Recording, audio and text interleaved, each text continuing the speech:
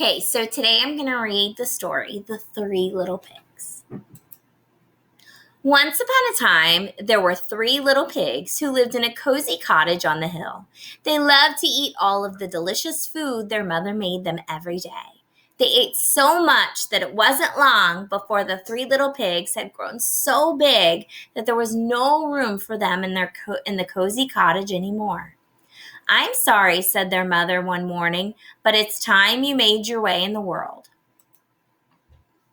So the very next day, the three little pigs left home. "Don't forget to watch out for the big bad wolf," called their mother as she waved goodbye. "He'll eat you for supper, so you'll need to build a big, fine, strong house as quickly as you can to keep him away." "Don't worry, Ma," they oinked. "We can look after ourselves." And the three little pigs trotted off down the hill, each taking a different path.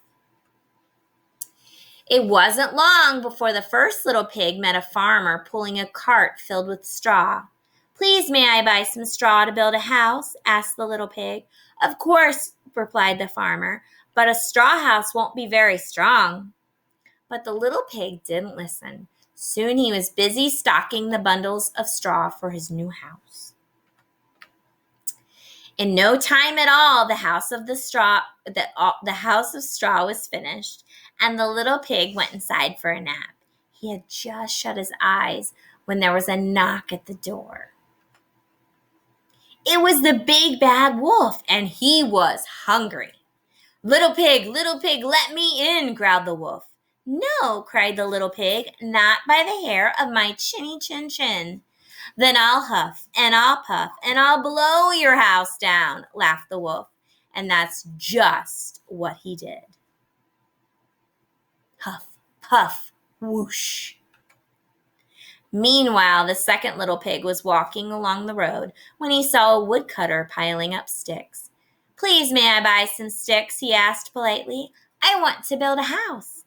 "Of course," answered the woodcutter, "but a house made of sticks will soon fall down." But the second little pig wasn't listening. He was much too busy planning his new stick home. Soon the house was finished. The little pig had just sat down to rest when there was a knock at the door. It was the big bad wolf. He was even hungrier now. Little pig, let me in," he growled. "No way, not by the hair of my chinny chin chin," cried the second little pig. "Then I'll huff, and I'll puff, and I'll blow your house down," cried the wolf. And that's exactly what he did. Huff, puff, whoosh. Meanwhile, the third little pig met a builder. "Please, may I buy some of your bricks to build my house?" he asked. "Of course," replied the builder. "A fine, strong house of bricks will last forever." The third little pig took the builder's advice. He would build the strongest house in the land. Finally, after a hard day's work, the house was finished. It had four strong walls of brick, a tiled roof, and a sturdy wooden door, and a huge fireplace with a chimney. The third little pig had just put a pot of turnips on the fire to boil when he saw his brothers running down the road, closely followed by the big bad wolf.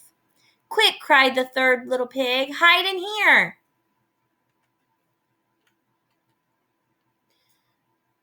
The wolf, who was very hungry by now, banged on the sturdy front door.